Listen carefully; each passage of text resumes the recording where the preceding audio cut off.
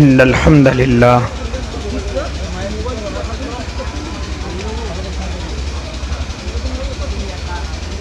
إن الحمد لله الحمد لله الحمد لله نحمده ونستعينه ونستغفره ونؤمن به ونتوكل عليه ونعوذ بالله من شرور أنفسنا ومن سيئات أعمالنا من يهده الله فلا مضل له ومن يضلله فلا هادي له ونشهد أن لا إله إلا الله وحده لا شريك له ونشهد أن سيدنا وحبيبنا وشفيعنا وسندنا ومولانا محمد أرسله بالحق بشيرا ونذيرا وداعيا إلى الله بإذنه وسراجا منيرا وصلى الله تعالى على خير خلقه محمد وعلى آله وأصحابه وأزواجه وذرياته وسلم تسليما كثيرا كثيرا أما بعد فأعوذ بالله من الشيطان الرجيم بسم الله الرحمن الرحيم إن الله يحب التوابين ويحب المتطهرين وقال تعالى يا أيها الذين آمنوا توبوا إلى الله توبة نصوحا وقال النبي صلى الله عليه وسلم التائب من الذنب كمن لا ذنب له صدق الله العظيم وصدق رسوله النبي الكريم ونحن على ذلك من الشاهدين والشاكرين والحمد لله رب العالمين. اٹھ شیر مجاہد ہوش میں آ، تعمیر خلافت پیدا کر، کیوں فرقے فرقے ہوتا ہے، بس ایک جماعت پیدا کر تو بھی ترقی دنیا میں، اسباب تجارت پیدا کر، قارون کی دولت ٹھکرا دے، عثمان کی دولت پیدا کر، اسلام کا دم تو بھرتا ہے، پھر کفر سے کیوں تو ڈرتا ہے؟ اسلام کا دم تو بھرتا ہے، پھر کفر سے کیوں تو ڈرتا ہے؟ یا تو اسلام کا نام نہ لے یا پھر شوق شہادت پیدا کر۔ باوقار علماء کرام، معزز سامعین عظام، عزیز دینی بھائیوں، بزرگوں، نوجوانوں اور معصوم بچوں اور پردوں کے پیچھے سماعت فرمانے والی اسلامی مائیں اور بہنوں، سب سے پہلے میں قابل مبارکباد دوں گا ہم سب کے سرپرست، ہم سب کے بڑے، سادگی کے مالک، جن کے لیے کسی شاعر نے کیا خوب کہا ہے، نہ لالچ دے سکی تجھے سکوں کی جھنکاریں، نہ لالچ دے سکی تجھے سکوں کی جھنکاریں، تیرے دستے توکل میں ہے استغنا کی تلواریں۔ حضرت اقدس حضرت مولانا مفتی یحییٰ صاحب دامت برکاتہم العالیہ، جو اس وقت میں آپ کے اس جلسے کی نظامت بھی بڑی خوبصورتی اور ادب کے دائرے میں اور لفظوں کے انتخاب کے ساتھ ساتھ خوبصورت نظامت فرما رہے ہیں. دعا کریں اللہ حضرت کا سایہ دیر تک ہمارے اوپر قائم اور دائم فرمائے. اس کے علاوہ قابل مبارکباد ہیں وہ تمام نوجوان جنہوں نے کئی مہینے اس اللہ اور اس کے محبوب کی مجلس کے لیے اپنے راتوں کو اور دنوں کو ایک کیا اور اپنا خون پسینہ لا کر کے یہاں جمع کر دیا اور پھر یہ اتنا خوبصورت مجمع سجایا. آپ لوگ بھی انہی کی محنتوں کے باوجود یہاں پر تشریف لائے کہ جو اتنا بڑا مجمع نظر آ رہا ہے یہ ان نوجوانوں کی کارکردگی ہے، ان کا اخلاص ہے اور اللہ کے یہاں مقبولیت کی علامت ہے کہ اللہ نے ان کی محنتوں کو قبول کیا اور تمہارے دلوں میں ان کے پروگرام کی ایک اہمیت کو ڈالا اور تم کھچے چلے آئے. دعا کریں اللہ آپ کا آنا قبول کرے اور جب آپ یہاں سے اٹھ کر کے جائیں تو میرے اور آپ کے ہاتھ میں مغفرت کے پروانے ہوں کہ میں اور آپ بخشائے یہاں سے اٹھ کر کے جا رہے ہوں. اس کے علاوہ قابل مبارکباد ہیں وہ مکتب والے کہ جنہوں نے بڑی محنت کر کے ان معصوم بچوں کے سینوں میں اس دینیات کو پہنچایا، عقائد کی درستگی، الفاظ کی تصحیح اور بچوں کے ذہن کی مضبوطی، یہ تمام تر چیزیں ملا کر کے میں مبارک دوں گا ان کے والدین کو بھی اور ان تمام بچوں کے استاذوں کو بھی کہ اللہ ہم ان کا بدلہ نہیں دے سکتے لیکن آپ جنت سے کم بدلے پر راضی نہ ہونا. میرے بھائی دعا کریں گے اللہ ان بچوں کو نیک صالح عالم با عمل بھی بنا دے. میرے بھائی اس وقت میں آپ رات کی اس تاریکی میں جمع ہوئے اور ان نوجوانوں کی آواز پر چلے آئے. انہوں نے آپ کو پکارا ذرا یہاں سے ایک گفتگو کرتا چلوں، یہاں سے ایک بات کو بڑھاتا چلوں. وہ بات کیا ہے؟ آپ دیکھ رہے ہیں کہ اتنا بڑا مجمع یہ ان نوجوانوں کی محنت کی وجہ سے ہے، ان نوجوانوں کی کاوشوں کی وجہ سے ہے. یہاں سے میں اور آپ اگر یہ سمجھیں اگر نوجوان چاہیں تو اس زمین پر کیا نہیں کر سکتا. اگر نوجوان چاہیں اگر 2-4 مہینوں کی یا 2-4 دنوں کی محنت اللہ ایسے قبول کر لے اور تمام کے تمام انسانوں کو یہ نوجوان اپنی محنت سے اکٹھا کر لے تو ذرا غور کریں.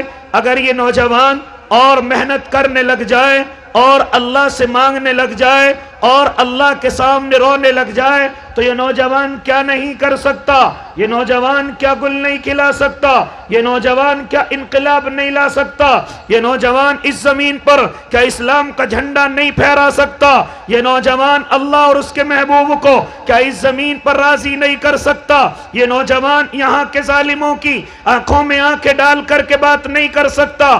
اگر یہ نوجوان چاہے ذرا سی محنت اگر اللہ اس کی یہاں پر قبول کر سکتا ہے تو میرے بھائی یہ نوجوان کیا کچھ نہیں کر سکتا؟ کچھ بھی کر سکتا ہے. لیکن سب سے پہلے کیا ضروری ہے میرے بھائی؟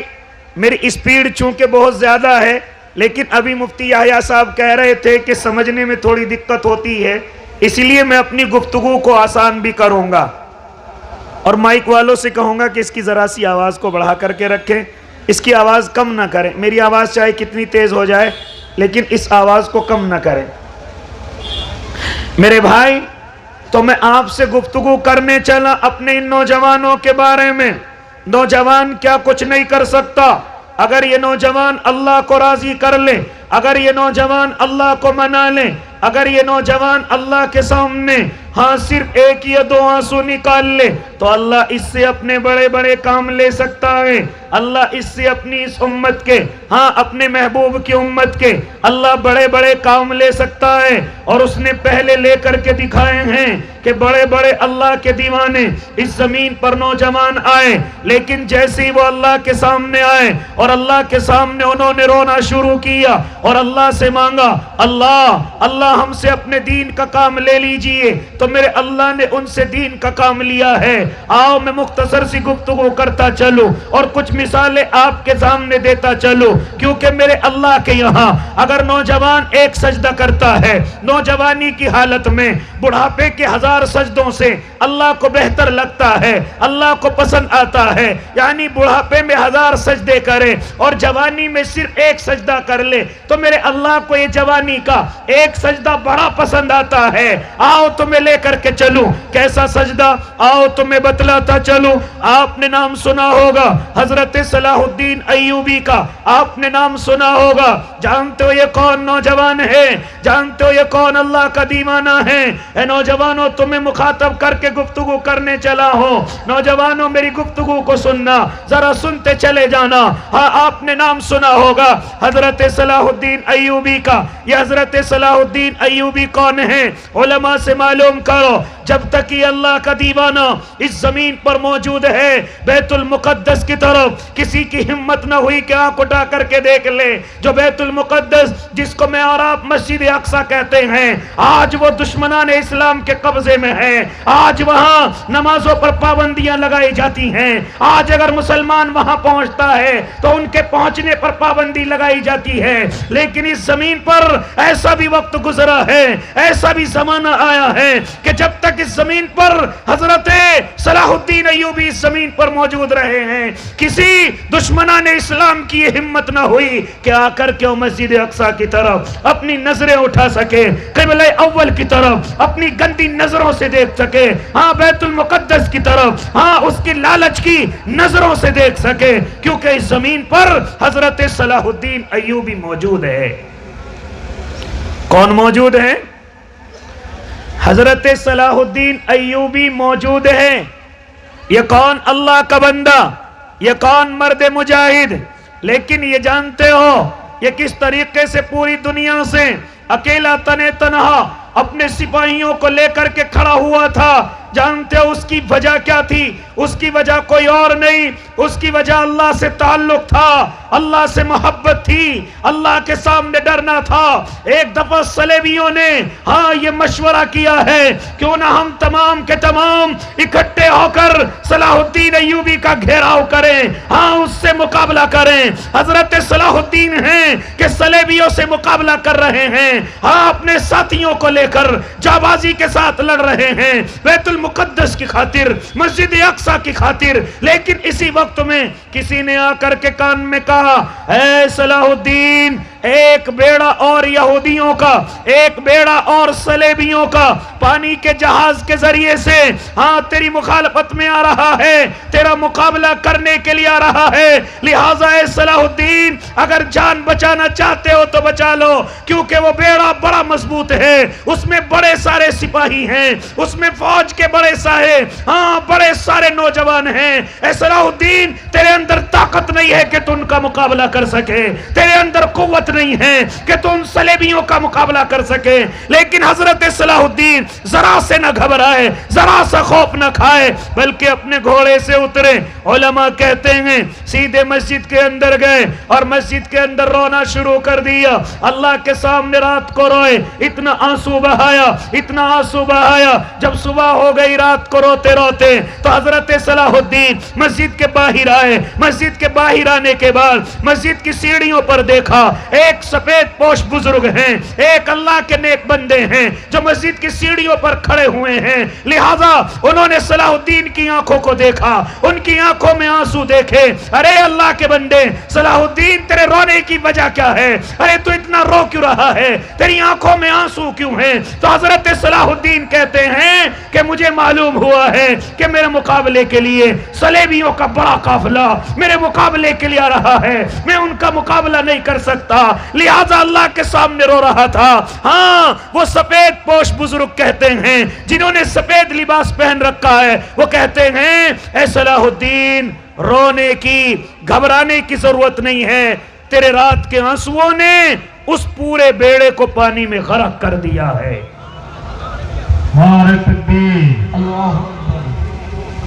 تیرے رات کے رونے نے اس پورے بیڑے کو غرق کر دیا ہے.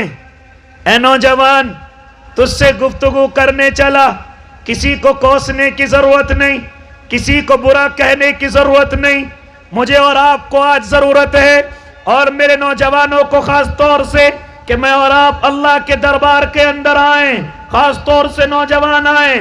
میرا اللہ تمہارے سجدوں کے انتظار میں ہے، تمہارے آنسوؤں کے انتظار میں ہے کہ کس طریقے سے نوجوان آئیں اور میرے دربار میں آ کر ایک آنسو بہا دیں. پھر دیکھ کتنی بڑی طاقت تیرے سامنے کیوں نہ ہو، پھر دیکھ کتنا ہی بڑا ظالم تیرے سامنے کیوں نہ ہو، لیکن تیرا مقابلہ نہیں کر سکتا.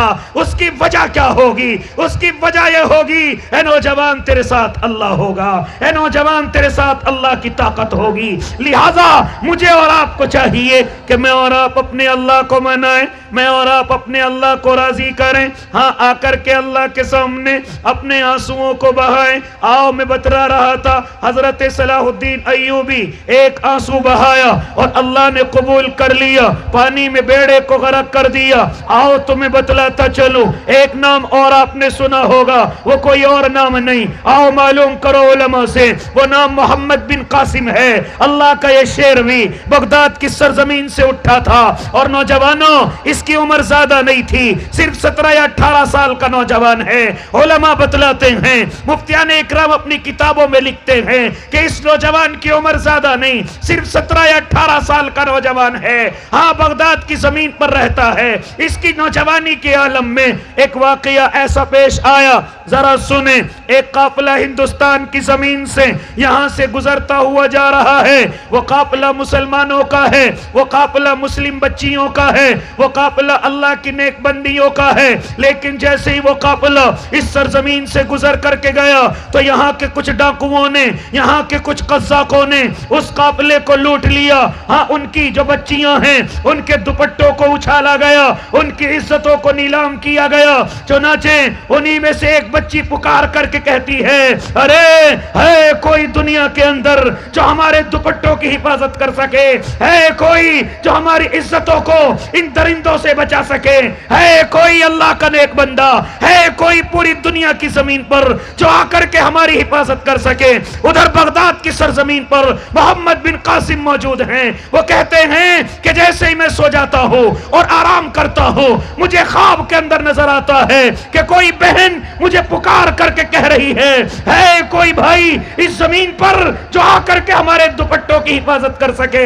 چنانچہ محمد بن قاسم کہتے ہیں، میں ہڑبڑا کر کے اٹھتا ہوں اور اٹھ کر کے اس آواز کے جواب میں کہتا ہوں، لبیک و سعدیک یا اختی، اے میری بہن میں حاضر، اے میری بہن میں حاضر. ذرا صبر کے دامن کو مضبوط رکھ، ذرا ضبط کے بندھن کو مضبوط رکھ. اے بہن میں حاضر ہوں، اے بہن میں آ رہا ہوں. یہ کون ہے؟ بغداد کی سرزمین سے اٹھنے والی آواز ہے. صرف 17 یا 18 سال کا نوجوان ہے جو اس بہن کی آواز کے جواب میں کہتا ہے، لبیک و یسعدیک یا اختی، اے میری بہن میں حاضر ہوں، اے میری بہن میں حاضر. جب صبح ہوئی تو محمد بن قاسم حجاج ابن یوسف کے پاس پہنچتے ہیں اور جا کر کے کہتے ہیں، اے حجاج، اس عمارت کا کیا فائدہ جہاں بہنوں کے دوپٹوں کی حفاظت نہ ہو، جہاں بہن کے عزتوں کی حفاظت نہ ہو، جہاں مسلمانوں کے مال و دولت کی حفاظت نہ ہو. لہٰذا اے حجاج، ذرا کچھ فورس کو تیار کیجئے گا تاکہ وہ اس زمین پر جا کر اپنے بہنوں کے دوپٹے کو لے کر کے آ سکیں. لیکن حجاج کہتا ہے، حجاج کہتا ہے کہ میری کچھ فورس ابھی محاذ پر لگی ہوئی ہے، لہٰذا میں ابھی اپنی ان فورس کو نہیں بھیج سکتا. محمد بن قاسم مایوس لوٹتے ہیں، لیکن اپنے محلے کی گلیوں میں آتے ہیں اور محلے کی گلیوں میں آ کر اپنے نوجوانوں کو اکٹھا کرتے ہیں. نوجوانوں سے کہتے ہیں، اے نوجوانوں ذرا اکٹھے ہو جاؤ، اے نوجوانوں ذرا میری طرف آ جاؤ. چنانچہ نوجوان اکٹھے ہوتے ہیں. اے محمد کیا ہوا؟ اے محمد بن قاسم کیا ہوا؟ تو محمد بن قاسم کہتے ہیں ارے ہندوستان کی زمین پر ایک قافلے کو لوٹا گیا، یہ جوانی کس کام کی جو مال و دولت کی حفاظت نہ کر سکے، یہ جوانی کس کام کی جو بہنوں کے دوپٹوں کی حفاظت نہ کر سکے۔ چنانچہ وہ نوجوان کہتے ہیں اے محمد چاہتے کیا ہو بتلاؤ تو صحیح، کہا کہ تیار ہو جاؤ، ہمیں اپنی بہنوں کے دوپٹے کو لے کر کے آنا ہے، ان کی عزتوں کو بچانا ہے۔ چنانچہ یہ قافلہ محمد بن قاسم کے ساتھ ہندوستان کی زمین پر پہنچا۔ اس وقت راجہ داہر کی حکومت ہے، راجہ داہر سے ملاقات کرتے ہیں، اے راجہ تیری سرزمین پر تیری رعایا میں سے کچھ قزاقوں نے مسلمانوں کے قافلے کو لوٹا ہے، لہٰذا ان کا مال و دولت ان کی عزت واپس کر دی جائے۔ راجہ داہر کہتا ہے ارے یہ مٹھی بھر نوجوان مجھ سے مقابلے کے لیے آئے، میرے ملک میں مقابلے کے لیے آئے، وہ کہتا ہے ان کو پکڑ لو اور گرفتار کر لو۔ محمد بن قاسم ایک نعرہ لگاتے ہیں او اللہ کے شیرو اب قربانی کا وقت ہے۔ چنانچہ تمام نوجوان محمد بن قاسم کی آواز پر لبیک کہتے ہوئے مقابلہ کرتے ہیں، اور اس وقت کے راجہ کو وہ لوہے کے چنے چباتے ہیں، وہ چنے چباتے ہیں۔ ہاں میرے بھائی تاریخ نے لکھا ہے صرف 19 یا 20 سال کا نوجوان سندھ سے لے کر اور ملتان تک اسلام کا جھنڈا پھہرا کر کے چلا جاتا ہے۔ نعرہ تکبیر، جناب مفتی خالد قاسمی صاحب، علماء دیوبند۔ کتنے سال کا نوجوان؟ صرف 19 یا 20 سال کا نوجوان سندھ سے لے کر ملتان تک اسلام کے جھنڈے کو پھہرا کر کے چلا جاتا ہے۔ تم کیا کہتے ہو نوجوانوں کہ ہم کچھ نہیں کر سکتے؟ ارے میرے بھائی کیا نہیں کر سکتے؟ وہ لوگ بھی تو اپنی ماں کے پیٹوں سے اس زمین کے اندر آئے، وہ بھی تو اللہ نے میری اور آپ کی طرح پیدا کیے، لیکن میرے اور آپ کے اندر اور ان کے اندر فرق ہے۔ وہ اللہ سے ڈرنے والے تھے، وہ اللہ کے سامنے رونے والے تھے، وہ اللہ کے سامنے اپنے آنسو بہانے والے تھے، لیکن آج مجھے اور آپ کو پرواہ نہیں ہے کہ میں اور آپ اللہ کے سامنے جائیں، اللہ کے سامنے آنسو بہائیں، اللہ کو جا کر کے منائیں۔ میں نے اور آپ نے اپنے اللہ کو ناراض کیا ہے، میرا اور آپ کا اللہ مجھ سے اور آپ سے ناراض ہوا ہے، تبھی تو میرے اور آپ کے سروں پر ظالم حکمراں مسلط کر دیے جو ہمیں پسند نہیں کرتے، ہماری عبادت گاہوں کو پسند نہیں کرتے، ہماری داڑھی اور ٹوپیوں کو وہ لوگ پسند نہیں کرتے۔ جانتے ہو وجہ کیا ہے؟ وجہ یہ ہے کہ میں اور آپ اللہ سے ڈرنے والے نہیں ہیں، میں اور آپ اللہ سے نہیں ڈرتے، اللہ کے سامنے آنسو نہیں بہاتے، اللہ کے سامنے سجدے نہیں کرتے، اللہ کے سامنے جا کر ہم اپنے گناہوں کی توبہ نہیں کرتے، ہم سے جو گناہ ہو جاتے ہیں اپنے اللہ سے جا کر کے معافی نہیں مانگتے، ہم اپنے اللہ کو جا کر کے نہیں مناتے، نمازوں کی پابندیاں نہیں کرتے، روزوں کی پابندیاں نہیں کرتے۔ نوجوان آ تو صحیح دیکھ، ہر وقت اللہ تجھے دیکھ رہا ہے، ہر وقت اللہ تجھے یاد کر رہا ہے کہ کب نوجوان میرے دربار میں آئے گا اور کب میں اسے معاف کر کے اپنے دین کا اونچا کام اس سے لوں گا، اپنے دین کا بڑا کام اس نوجوان سے لوں گا۔ لیکن مجھے اور آپ کو پرواہ نہیں۔ ایک بات ذرا غور کر لیجئے، آج میں اور آپ پوری دنیا سے ڈرتے ہیں، جانتے ہو اس کی وجہ کیا ہے؟ اس کی وجہ یہ ہے کہ میں اور آپ اللہ سے نہیں ڈرتے۔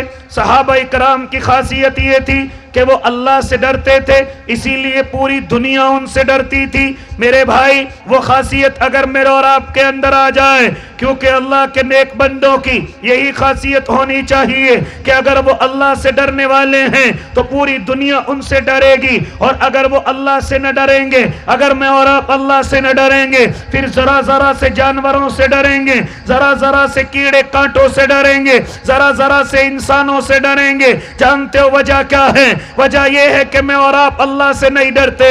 حالانکہ صحابہ کی یہی خاصیت تھی کہ وہ پوری دنیا سے نہیں ڈرتے، لیکن اللہ سے گھبراتے تھے، اللہ کے سامنے روتے تھے، اللہ کے سامنے ڈر جاتے تھے، یہاں تک کہ جب اللہ کے سامنے پہنچتے تو ان کے بدن تھر تھر کانپتے تھے، جب وہ اللہ کے سامنے پہنچتے تو ان کے بدن کپ کپاتے، یہاں تک کہ مسجدوں میں اگر وہ اپنا پیر رکھ دیتے تو اللہ سے ایسا گھبراتے کہ گھبرا کر کے زمین پر گر جاتے۔ یہی وجہ تھی کہ ان سے پوری دنیا گھبرا رہی تھی۔ آج میں اور آپ ہیں پوری دنیا سے ڈرتے ہیں، لیکن اللہ سے نہیں ڈرتے، اللہ سے نہیں ڈرتے۔ اگر میں اور آپ بھی چاہتے ہیں کہ پوری دنیا مجھ سے اور آپ سے ڈرے تو مجھے اور آپ کو اللہ